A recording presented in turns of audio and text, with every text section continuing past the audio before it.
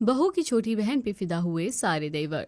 रंग बिरंगे फूलों से सजे शादी के मंडप से 7 फेरे लेकर नीलम और मनोज बाहर निकलते हैं। मंडप के चारों ओर वर और वधू पक्ष के सभी खास मेहमान और उनका पूरा परिवार उपस्थित है।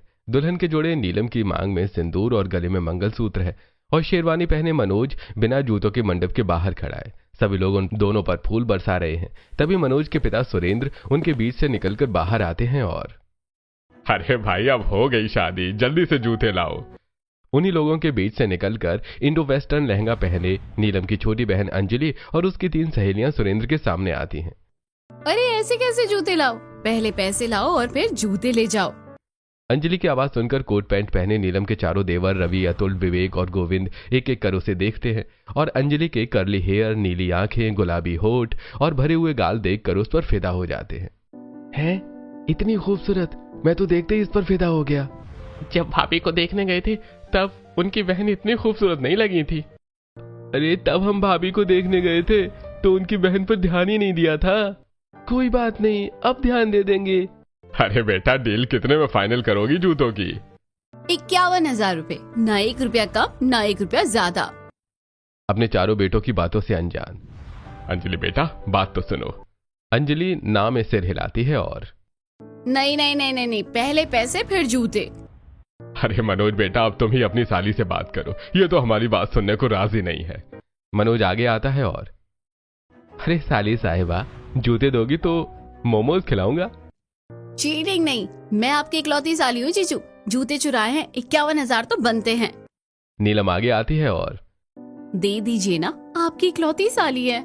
रवि मनोज के पास आता है और भैया, भाभी की बहन ने सिर्फ 51,000 ही तो मांगे हैं, अगर 1 लाख भी मांगती तो वो भी कम थे। वाह भाई, भाभी की बहन है तो पार्टी बदल ली, अब तो देने ही पड़ेंगे।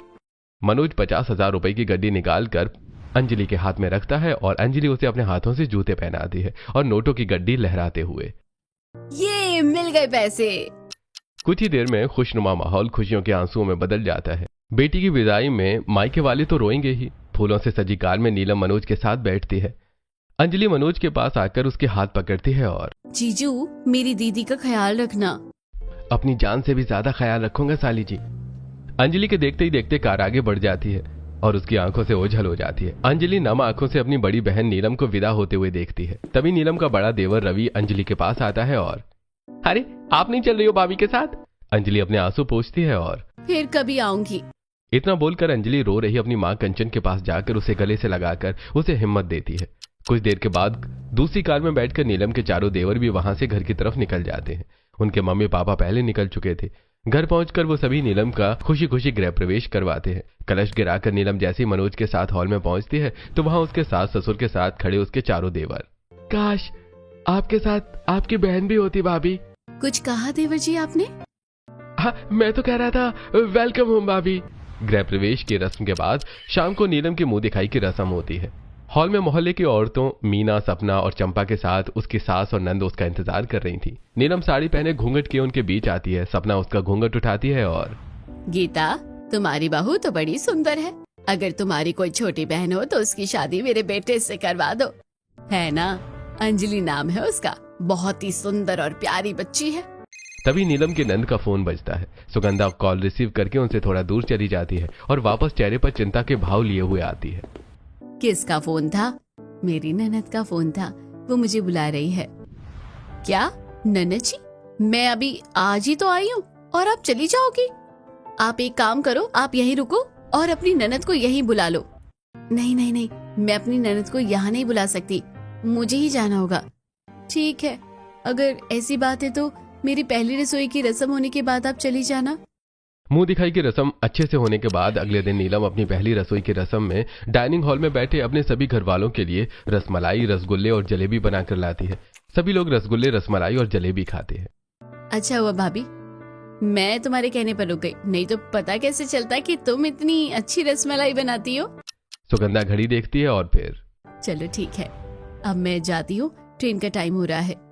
विवेक सुगंधा को रेलवे स्टेशन तक छोड़ता है। विवेक को साथ लेकर सुगंधा वहां से चली जाती है। हमारी पड़ोसन मीना को भी रसमलाई काफी पसंद है, मैं उसे देकर आती हूँ। मम्मी तुम रहने दो, मैं देकर आता हूँ। तू तो रहने ही दे, तू यहीं बैठ, मैं ही दे आऊंगी। आप दोनों ही मत जाइए, मैं जाती हूँ। इस तरह मैं भी पड़ोसियों से जान पहचान बढ़ा लूंगी। नीलम एक कटोरी में रसमलाई लेकर पड़ोसन मीना के घर पहुंच जाती है। उस समय वो हॉल में अपनी बेटी राशि के साथ बैठी ओट्स खा रही थी। मीना नीलम को देखकर चौंक जाती है। अरे नीलम बहू, तुम सुबह सुबह? हाँ आंटी जी, मैंने रसमलाई बनाई थी तो आपको देने आई हूँ। आपको बहुत पसंद है ना? हाँ, मुझे बहुत पसंद है। मीना नीलम से रसमलाई लेकर खाती है और बहू, इतनी अच्छी रसमलाई बनाना तुमने कहाँ से सीखी? मैं जब भी राशि को कहती हूँ कि तू रसमलाई बनाना सीख ले तो वो आए बाएं करने लग जाती है। क्या मम्मी जी? एक काम करो, तुम चलो मेरे साथ, मैं तुमको बनाना सिखा दूंगी। अरे नहीं नहीं, वो नहीं जाएगी। नीलम कुछ देर सोचती है और फिर चलो ठीक है। नीलम वहां से अपने घर वापस लौट आती है। ससुराल आते ही नीलम घर की सारी जिम्मेदारी अपने कंधों पर उठा लेती है। घर के सारे काम जैसे सभी लोगों के कपड़े धोना, झूठे बर्तन साफ करना, सब अकेले ही करती है, जिस वजह से वो काफी थक जाती है। एक दिन नीलम किचन में कटहल छील रही थी, तभी उसकी माँ का फोन आता है। नीलम अपना फोन देखती है और फिर पहले खाना बना लेती हूँ, बाद में माँ से बात करूंगी। कटहल की बिरयानी बनाकर नीलम सब लोगों को डाइनिंग हॉल में परोसती है और थकी हुई अपने कमरे में जाकर सो जाती है। खाना खाकर मनोज कमरे में आता है और नीलम को सोता हुआ देखकर, आज फिर से सो गई, कितना सोती है ये। कौन उसके बारे में क्या सोचता है, इस बात की परवाह किए बिना नीलम अच्छी तरह से अपनी जिम्मेदारी निभा रही थी। कुछ दिन बीत जाने के बाद नीलम किचन में सभी मसालों, दाल और शक्कर के डिब्बे अच्छे से जांचने के बाद अपने फोन पर एक लिस्ट बना रही थी। तभी वहां उसकी सास आती है और बहू, क्या कर रही हो तुम? मम्मी जी, लिस्ट बना रही हूँ किचन के लिए, कौन सा सामान लाना है और कौन सा अभी रखा है। ठीक है बहू, लिस्ट बन जाने के बाद अपने देवर को दे देना, वो मार्केट से ले आएंगे। इतना बोलकर गीता वहां से चली जाती है। कुछ देर बाद नीलम लिस्ट बना लेती है और पेपर में लिखकर बालकनी में खड़े अपने चारों देवरों के पास जाती है। देवर जी, मम्मी जी ने सामान लाने को बोला है। तभी चारों एक साथ मना कर देते हैं। हम नहीं जा रहे, आप जाकर ले आओ। नीलम उदास होकर सास के पास उसके कमरे में जाती है। मम्मी जी, देवर जी नहीं जा रहे। बहू, तो फिर तुम ही मार्केट जाकर ले आओ, मैं तो आज जा नहीं सकती। नीलम अकेले ही मार्केट चली जाती है और वहां से एक झोले में मसाले, पालक, धनिया, आलू और प्याज लिए पैदल वापस आते हुए, चार देवर हैं, लेकिन एक भी काम के नहीं है। देखते हैं कि मैं अकेले घर का सारा काम करती हूँ, फिर भी मेरी मदद नहीं करवा सकते हैं। सोचती हुई नीलम घर पहुंच जाती है और किचन में जाकर झोले से मसाले निकालकर खाली डिब्बों में भरती है और फिर आलू छीलने लगती है। काम करते करते तो मैं मायके से बात करना ही भूल ही जाती हूँ। काफी दिनों से बात नहीं की, आज बात ही कर लेती हूँ। नीलम अपनी बहन अंजलि को फोन करती है और कॉल स्पीकर पर डालकर खाना बनाते हुए बात करने लगती है। हेलो अंजलि, कैसी हो? मैं ठीक हूँ दीदी, तुम कैसी हो? जब से ससुराल गई हो मुझे ही भूल गई हो, बात ही नहीं करती। मैं भला तुझे क्यों भूल सकती हूँ, बस घर में काम इतना होता है ना कि तुझसे बात करने का टाइम ही नहीं मिल पाता। दीदी, आपके चार देवर हैं, फिर भी कहती हो कि टाइम नहीं मिलता। वो आपकी मदद नहीं करवाते क्या? मैं तुझे क्या ही बताऊं अब। हॉल में बैठे नीलम के चारों देवर नीलम की आवाज सुनते हैं और तुरंत भागकर रसोई में आ जाते हैं। भाभी, कौन है? किससे बात कर रही हो आप? मेरी बहन है। अतुल फोन की तरफ झुकता है और नमस्ते अंजलि जी, आपकी दीदी यहाँ के लिए आपको बहुत याद करती हैं, आप यहाँ आ जाइए, दीदी से मिलना भी हो जाएगा और हम भी आपको देख लेंगे। देवर जी, अभी तक तो आप रसोई में पैर तक नहीं रखते थे और आज अचानक कैसे आ गए? बस ऐसे ही। ठीक है अंजलि, मैं बाद में बात करती हूँ, अभी काम कर रही हूँ। नीलम फोन रख देती है और उसके चारों देवर वापस हॉल में चले जाते हैं। कुछ देर बाद नीलम पूरे परिवार को हॉल में आलू मटर, दाल चावल और रोटी बनाकर सर्व करती है। इसी तरह कुछ दिन और बीत जाते हैं। इस दौरान मनोज के कजन राहुल की शादी हो जाती है और नीलम उसकी पत्नी निशा की मुंह दिखाई की रस्म में शामिल होने उसके घर जाती है। वहां जाकर हॉल में रस्म शुरू होने से पहले ही वो हॉल में राहुल और निशा को बात करते हुए सुनती है। देखो, तुम यहाँ नहीं हो, तुम्हें नहीं पता कौन कैसा है, इसलिए मैं तुम्हें बता रहा हूँ कि तुम मेरे चारों कजन को छोड़कर किसी से भी बात करो, मुझे कोई परेशानी नहीं होगी, लेकिन उनसे दूर ही रहना तुम। ऐसा क्यों? वो मैं तुम्हें बाद में बताऊंगा। नीलम उसकी बातें सुनती है और सोच में डूब जाती है। राहुल भैया मेरे देवरों के बारे में क्या बात कर रहे थे? तभी उसके पास उसकी सास गीता आती है और बहू, तुम अकेली यहाँ खड़ी क्या कर रही हो, चलो मेरे साथ।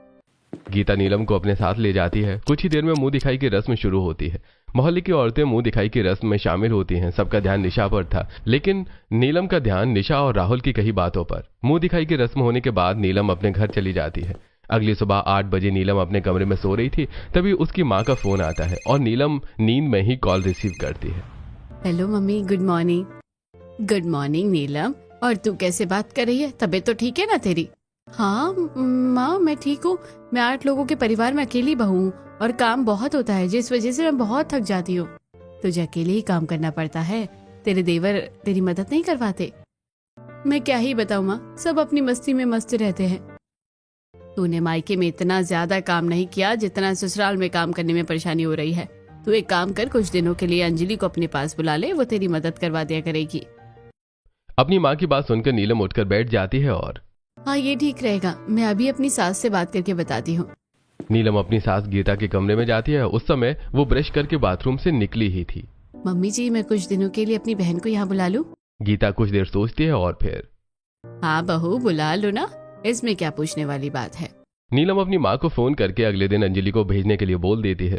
फिर अगले दिन की सुबह अंजलि हॉल में किचन से पूरे परिवार के लिए चाय और टोस्ट लाकर सबको देती है। उसके चारों देवर बनियान और लोअर पहने हुए हैं। देवर जी, आप में से कोई रेलवे स्टेशन तक चले जाओगे क्या? अरे भाभी, हम कहीं नहीं जा रहे हैं, आप खुद चली जाओ या फिर भैया को बोल दो। नीलम मनोज की तरफ देखती है और देवर जी तो मना कर रहे हैं, आप ही चले जाओ। चाय पीकर मनोज रेलवे स्टेशन के लिए निकल जाता है। उसके जाने के बाद अंजलि हॉल में बैठी बेसब्री से उसके वापस आने का इंतजार करने लगती है। उसके चारों देवर भी वहां थे, लेकिन वो सब अपने अपने फोन में बिजी थे। लगभग 1 घंटे बाद मनोज जीन्स और टॉप पहने अंजलि के साथ घर वापस आता है। अंजलि भाग कर आती है और नीलम को गले से लगा लेती है। दीदी कैसी हो तुम? मैं ठीक हूँ, तुझे रास्ते में कोई परेशानी तो नहीं हुई? नीलम के चारों देवर अंजलि को अचानक देखकर हड़बड़ा जाते हैं। अरे ये कौन आ गया? भाभी, आपने बताया क्यों नहीं कि आपकी बहन आ रही है? नहीं तो हम स्टेशन जाने से मना थोड़े ना करते। देवर जी, आपने पूरी बात सुने बिना ही मना कर दिया, तो मैं क्या करती? नीलम के चारों देवर माथा पीट लेते हैं। धत तेरे की। अंजलि उन चारों के पास आती है। हाय मेरी दीदी के देवरों, कैसे हो आप सब? 1 मिनट।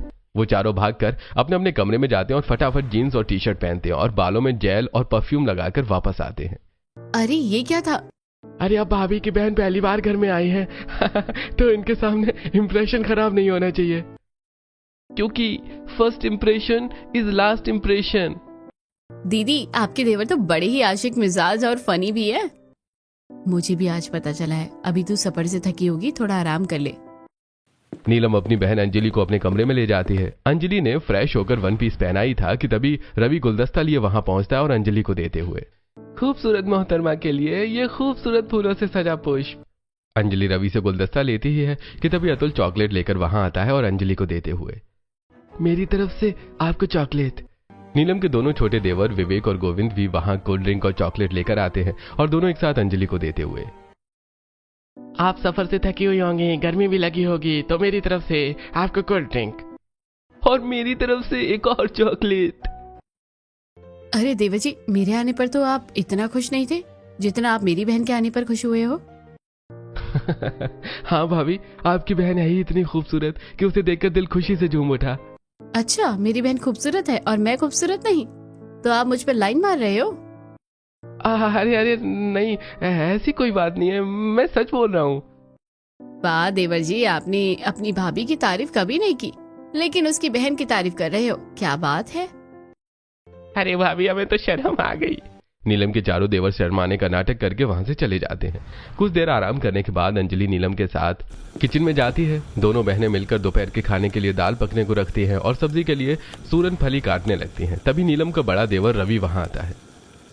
भाभी, आपकी बहन को आए हुए सिर्फ आधे ही घंटे हुए हैं और आपने उसे किचन के काम पर भी लगा दिया। मैं अपनी दीदी की मदद करवाने ही तो आई थी। तभी वहां अतुल आता है और अंजलि की बात सुनकर, मेरे होते हुए भला आप इतनी गर्मी में काम कैसे कर सकती हो? आप हटो, मैं भाभी की हेल्प करवा देता हूँ। अतुल अंजलि के हाथ से चाकू लेकर सूरन फली काटने लगता है। तभी वहां विवेक आता है। अंजलि जी, आप तो किचन में आना ही मत, मैं हूं ना, मैं खाना बना दिया करूंगा। अरे देवर जी, आज तक तो आप किचन में कभी नहीं आए, कभी भी मेरी मदद नहीं करनी चाहिए, लेकिन मेरी बहन के आते ही सबके सब मदद करने चले आए। अरे भाभी, आपकी बहन हमारे घर मेहमान बनकर आई हैं और मेहमान घर का काम करते हुए अच्छे नहीं लगते। मेहमान कहाँ? मैं तो अपनी दीदी के घर आई हूँ, दीदी का घर मेरा घर। तभी वहां सुरेंद्र आता है। अरे तुम सब अपनी भाभी को परेशान क्यों कर रहे हो? उसे काम करने दो, जाओ यहाँ से। सुरेंद्र की डांट सुनकर नीलम के चारों देवर वहां से चले जाते हैं। कुछ देर में दोनों बहनें मिलकर सूरनफली की सब्जी, दाल, चावल और रोटी बनाकर डाइनिंग हॉल में सब लोगों को सर्व करती हैं। नीलम के चारों देवर खाना चखे बिना ही, अरे आज के खाने में तो कुछ अलग ही जादू है, होगा ही आज भाभी की बहन ने जो बनाया है। क्या बात है देवर जी, जब से मेरी बहन आई है उसकी तारीफों के पुल बांधे जा रहे हो और बिना खाए ही आपको खाने का स्वाद भी पता चल गया। बहू ये तो है ही ऐसे, तुम इन पर ध्यान मत दो। सभी खाना खाकर अपने अपने कमरे में जाने लगते हैं, लेकिन नीलम के चारों देवर की नजर उसकी बहन पर ही टिकी थी। शाम के समय बालकनी में खड़े नीलम के सास ससुर आपस में बातें कर रहे थे। अरे बहू की बहन को इनसे दूर रखना होगा। तभी वहां नीलम चाय लेकर पहुंचती है उसे देखकर।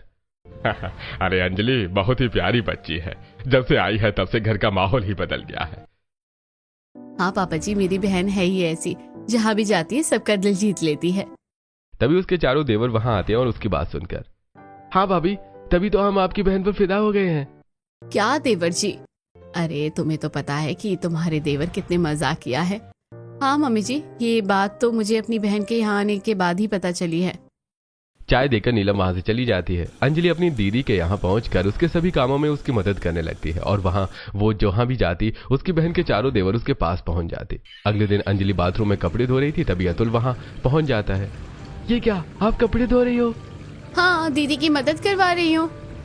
आप यहाँ सिर्फ दीदी की मदद करवाने आई हो या कहीं घूमने फिरने का भी इरादा है? घुमाने लेकर जाएगा कौन? आपकी दीदी के चार देवर है, फिर भी आप ऐसा कह रही हो? मैं घुमाऊंगा आपको। ठीक है, मैं दीदी से बात करती हूँ।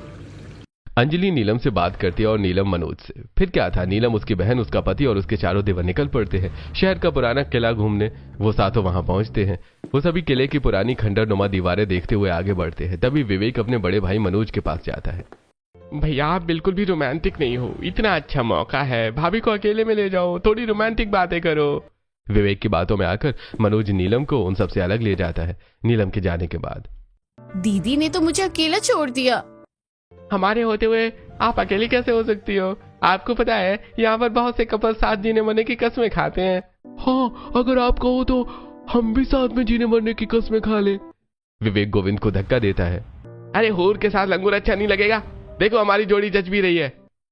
अरे आप भी ना कितना मजाक कर लेते हो। नीलम के चारों देवर उसकी बहन को इम्प्रेस करने में लग जाते हैं। रवि अंजलि को आइसक्रीम लाकर देता है, विवेक कॉटन कैंडी, अतुल कहीं से फूल तोड़ लाता है और अंजलि के बालों में लगाता है और गोविंद झुमके ले आता है। भले ही मनोज नीलम के साथ उनसे दूर था, लेकिन उसका पूरा ध्यान अपने भाइयों पर था। नीलम, अपनी बहन को दूर रहने को बोलो मेरे भाइयों से। अरे आपकी साली आपके भाइयों के साथ टाइम स्पेंड कर रही है तो आपको जलन हो रही है? ऐसी बात नहीं है, मैं तो बस ऐसे ही बोल रहा था। मनोज की बात नजरअंदाज करके नीलम उन सभी के पास जाती है और बहुत हो गई है मस्ती, चलो अब खाना खाते हैं, बहुत भूख लगी है। वो सभी एक रेस्टोरेंट में पहुंचते हैं और डाइनिंग टेबल पर बैठकर खाना ऑर्डर करते हैं। तभी नीलम के चारों देवर देखते हैं कि एक लड़के ने घुटनों के बल बैठकर लड़की को रोज दिया, लेकिन लड़की उसे रोज लेकर उसके मुंह पर मारती और वहां से चली जाती है और लड़का बैठकर रोने लगता है। वो चारों उसके पास जाते हैं। नीलम देवरों को अनजान लड़के के साथ देखती है। मेरे देवर क्या ही बात कर रहे हैं उस लड़के से। नीलम भी उन सबके पास पहुंच जाती है। मैंने उस पर इतना एफर्ट मारा और वो एक झटके में मना करके चली गई। अरे भाई, एक लड़की के पीछे सारा एफर्ट लगाओगे तो ऐसे ही रोते रहोगे। हमारी तरफ बनो और हर किसी पर फिदा होकर उस पर एफर्ट लगाओ, फिर देखो लड़कियां कैसे पटती हैं। रिलेशनशिप को सीरियस कौन लेता है? लड़कियां आती जाती रहती हैं, एक के पीछे पागल मत बनो, एक जाएगी दूसरी आएगी। हम भी ऐसा ही करते हैं। अभी हम चारों भाई भाभी की बहन पर फिदा हैं। अब वो किससे पटेगी कोई नहीं जानता। अपने देवरों की बातें सुनकर नीलम के होश उड़ जाते हैं। अच्छा, तो इसलिए मेरे देवर मेरी बहन के पीछे लट्टू बने घूमते हैं। सोचती हुई नीलम वापस आकर मनोज और अंजलि के पास बैठ जाती है। कुछ ही देर में उसके चारों देवर भी आ जाते हैं। वो सभी खाना खाकर वापस घर आ जाते हैं। घर वापस पहुंचने में रात हो जाती है और सभी अपने अपने कमरे में चले जाते हैं। अपने कमरे में मनोज के साथ बेड पर लेटी नीलम अपने देवरों की बातें सोचकर परेशान थी। क्या हुआ, तुम क्या सोच रही हो? कुछ नहीं, बस मैं अभी आती हूँ। जिस समय नीलम अपने कमरे से बाहर निकलती है, उस समय अंजलि छत पर टहलते हुए कॉल पर अपनी फ्रेंड से बात कर रही थी। तभी नीलम के चारों देवर वहां पहुंचते हैं और आपसे बात करने के लिए आपके कमरे में गए थे और आप यहाँ अपने बॉयफ्रेंड से बात कर रही हो। अंजलि कॉल डिस्कनेक्ट करती है और अरे मेरा कोई बॉयफ्रेंड नहीं है, मैं अपनी फ्रेंड से बात कर रही हूँ। तो बॉयफ्रेंड बना लीजिए। नीलम भी पहले अंजलि के कमरे में जाती है और उसे वहां न पाकर सीधा छत पर चली जाती है। अंजलि, तुम यहाँ क्या कर रही हो? काफी रात हो गई है, सोना नहीं है क्या? बस आपके देवरों से बात करके आती हूँ, बाद में बात कर लेना। नीलम अंजलि को लेकर नीचे चली जाती है। अगली सुबह नीलम के चारों देवर बालकनी में खड़े होकर रास्ते से गुजर रही लड़कियों को देख रहे थे। वो लड़की कितनी खूबसूरत है ना? हाँ, होगी खूबसूरत, लेकिन भाभी की बहन से ज्यादा खूबसूरत नहीं है। तभी तो हम चारों भाई उस पर फिदा हैं। हम भाई चार और भाभी की बहन सिर्फ एक। वो तो किसी एक से ही पटेगी, तो कौन पटाएगा उसे?